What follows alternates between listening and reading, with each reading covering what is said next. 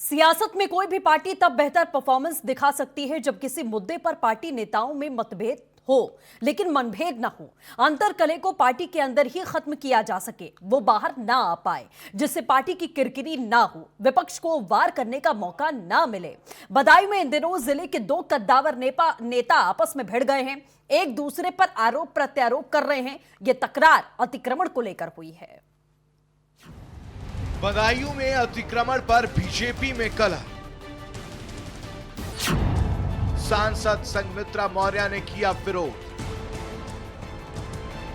UP में सरकार BJP की है, लेकिन आपस में भिड़ गए बीजेपी के दो नेता। बात अतिक्रमण की हुई, दोनों नेता अपने अपने स्टैंड पर खड़े रहे। नगर विकास मंत्री महेश चंद्र गुप्ता पर अतिक्रमणकारियों के बचाव का आरोप लगा, तो बीजेपी सांसद संघमित्रा मौर्य ने इस अवैध अतिक्रमण का जमकर विरोध किया। वो एक जांच का हिस्सा है और जांच के हिस्से में हम नहीं आते हैं। अगर हमें कोई चीज़ पता चलता है कि कहीं पर कोई गलत है तो हम उसकी शिकायत और उसकी जांच के लिए अनुरोध करते हैं, और निश्चित तौर पर अगर जांच हो रही है तो वो निष्पक्ष होगी। आज नहीं तो कल जांच होगी।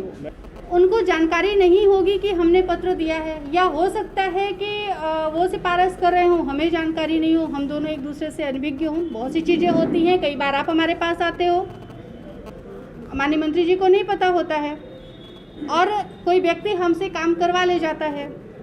कई बार होता है गलत करने वाला एक दूसरी जगह भी पहुंच जाता है, सही करने वाला एक जगह गया, गलत करने वाला दूसरी जगह गया। संघमित्रा गुस्से में है, लेकिन नगर विकास मंत्री इस मामले में बचते नजर आए। अब समझिए क्या है मामला, जानिए ये बवाल क्यों हुआ। वजीरगंज में रामलीला की जमीन पर अवैध दुकानों का निर्माण हुआ, जिसमें नगर विकास मंत्री महेश चंद्र गुप्ता के प्रतिनिधि राहुल वार्ष्णेय पर एक दुकान को 20 लाख रुपए में बेचने का आरोप लगा, जिसके बाद मामले ने तूल पकड़ा।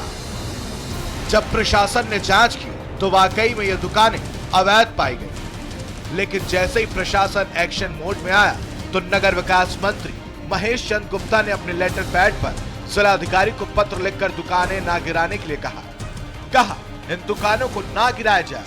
ये पत्र अब वायरल हो रहा है।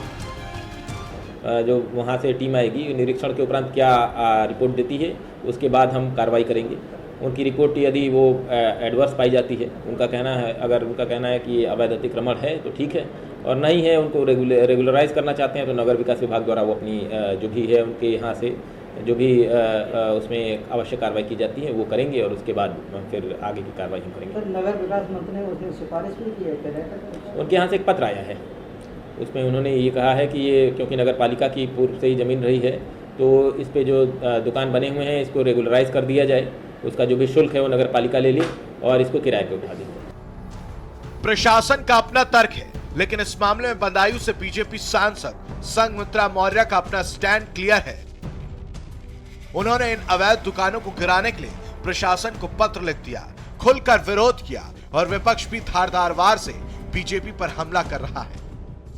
तो जो गरीब व्यक्ति है, जो अपने बच्चों को पालन पोषण कर उनसे रोजी रोटी चला रहा है, उसको उन्होंने बेघर करने का काम किया है। ये इसमें सरकार और सरकार के लोग शामिल हैं।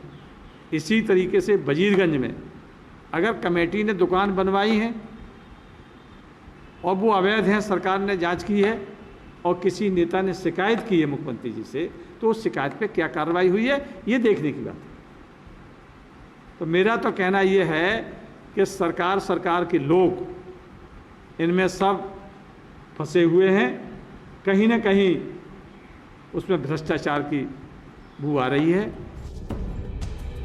विपक्ष का वार बीजेपी पर है और जनता का भी अपना रोना है। जिसकी दुकानों पर बुलडोजर चला वो खफा है।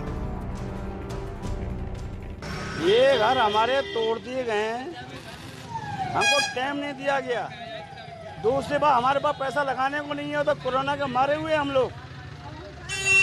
अब हम करें तो करें क्या? और कहते हैं हमको वोट नहीं दिया है, हमको वोट की जरूरत नहीं तुम्हारी। कितने यहाँ पर घर हैं, कितने तोड़ दिए? ये होंगे कम से कम कुछ नहीं तो 250-300 से ऊपर ही घर हैं, 400 करीब होंगे। और कोई भी ऐसा आदमी नहीं है जो मजूरा नहीं हो। गया और पैसे रहे पन्नी डाल के रह रहे हैं। कब से रह रहे थे आप इसमें? हम 25-26 साल हमारी शादी को हो गए, बहुत सालों पुराना है मकान, हमारा दाखिला है। फिलहाल अतिक्रमण पर बीजेपी के दो दिग्गजों का जो स्टैंड सामने आया है, जिस तरह से दोनों अपनी अपनी बात पर अडिग है, जिस तरह जनता के अपने आरोप है, और अगर ऐसा ही चलता रहा तो आने वाले दिनों में शायद बीजेपी को खामियाजा उठाना पड़ जाए। Pankaj Gupta, R9 TV, Badaun.